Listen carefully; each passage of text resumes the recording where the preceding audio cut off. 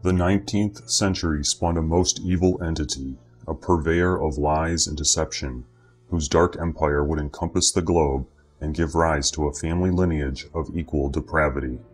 That man was robber baron John D. Rockefeller. Let us examine the Rockefeller family and their unending contributions to the detriment of society. In 1927, the Rockefeller Foundation threw its weight behind a burgeoning German institute known as the Kaiser Wilhelm Institute of Anthropology, Human Heredity, and Eugenics. The Rockefellers funded its construction as well as day-to-day operations throughout the Great Depression. The institute adhered to strict Nazi eugenic principles and theories on racial hygiene promoted by Nazi employees such as Fritz Lenz and Eugen Fischer. Fischer led a hideous campaign to sterilize African German children, which the Nazis nicknamed Rhineland bastards. SS officer Dr. Josef Mengele, the Angel of Death, received his training as an assistant at the institute. During World War II, Mengele relocated to Auschwitz to micromanage the transport of body parts from the concentration camps to the Kaiser Wilhelm Institute, where they were used in studies designed to further the Nazi race-based agenda. In the late 30s, Hitler's Germany presented unique business opportunities to investors abroad. Rockefeller's Standard Oil of New Jersey struck up a secret partnership with a German conglomerate known as IG Farben. Lured by the promise of a shared global monopoly, Standard Oil provided synthetic rubber technologies and ethyl lead to the German manufacturer, both of which enabled Hitler's Wehrmacht to wage war ahead of schedule. IG Farben built the Buna chemical plant inside Auschwitz, where it produced synthetic oil and rubber at the hands of 83,000 slaves. It also held the patent for the pesticide Zyklon B, which was used in the gas chambers during the Holocaust. The IG Farben trials saw 13 directors of the company sentenced to prison. Back in America, the ever-shifty Rockefellers slipped through the cracks in a backdoor compromise. After the war, John D. Rockefeller III tapped the Rockefeller Brothers Fund to create the Population Council, where eugenic research continues to this day. Fast forward to the present day, where heirs to the Rockefeller fortune continue in the footsteps of their forefathers. This new and perverted generation plods along, unrepentant and more secretive than ever. Cast in the likeness of his father, David Rockefeller Jr. has spent the better part of his life pandering to the global elite. In 2009, the Times UK reported on a clandestine meeting between billionaires Oprah, Warren Buffett, George Soros, Bill Gates, and David Rockefeller Jr. Purportedly, the topic of the day was world population growth and using one's wealth to counteract it.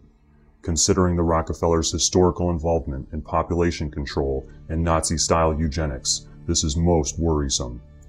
David Jr. is also a member of the government-altering Council on Foreign Relations and attends Bohemian Grove along with his father, David Rockefeller Sr.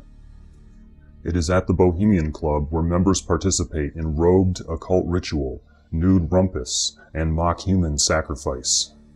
Our next person of interest inhabits the heart of Appalachia, trying to pass himself off as a man of the people and honest representative of the state of West Virginia. It is none other than Senator J. Rockefeller. This two-faced despot was born and bred in New York City, graduated from Harvard, and became a member of Uncle David's Council on Foreign Relations. Rockefeller quickly established himself as an imperialist and stalwart asset to the National Security Agency.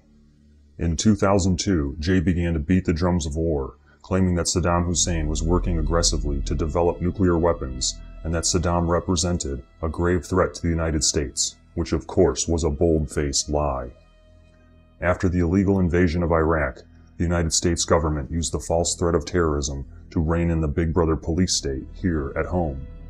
Abominations such as the Patriot Act were set in motion, and the NSA began to illegally monitor the phone calls, emails, faxes, and internet accounts of millions of Americans. This was done with the assistance of large telecommunications companies. Once the story was leaked, J. Rockefeller prompted Senate intelligence to defend the perpetrators such as AT&T and grant them full immunity from privacy lawsuits. Again, in 2009, Rockefeller overstepped the Statutes of Liberty and introduced the Cybersecurity Act, which allows the president to shut down all internet traffic on a whim, along with the added option to sequester any communications information regardless of the law.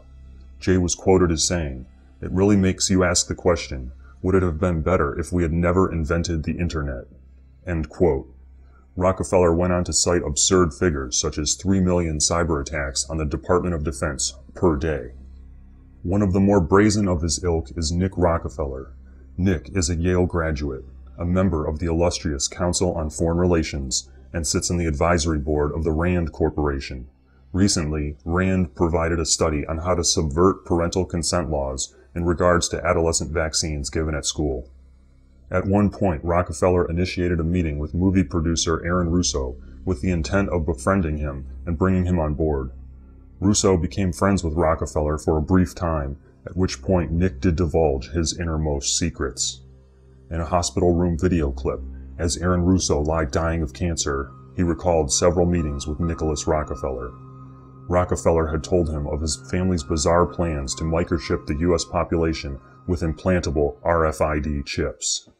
In addition, and almost a year before 9/11, Nick spoke of a coming event which would allow America to invade Afghanistan and Iraq, and in the aftermath, send soldiers on cave-to-cave hunts in Afghanistan and Pakistan in search of non-existent enemies.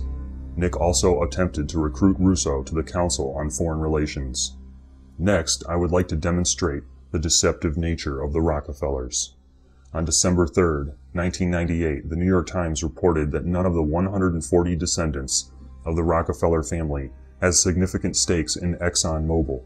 David Rockefeller himself was quoted by the Times as saying, "I don't think that any member of my family has been involved in the oil industry for almost a century. We have all gone on to other things." End quote. Then, on April 30, 2008, MSNBC reported on an Exxon shareholder meeting attended by the Rockefellers.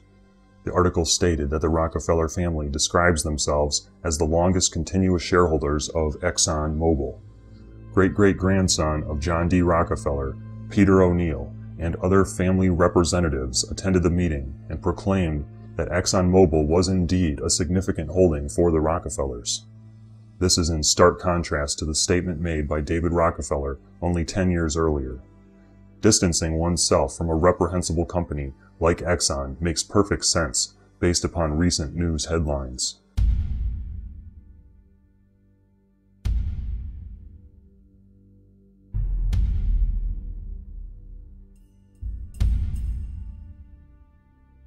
And what of the other Rockefeller properties in which they denied majority ownership, such as Chevron, ConocoPhillips, and Chase Manhattan Bank?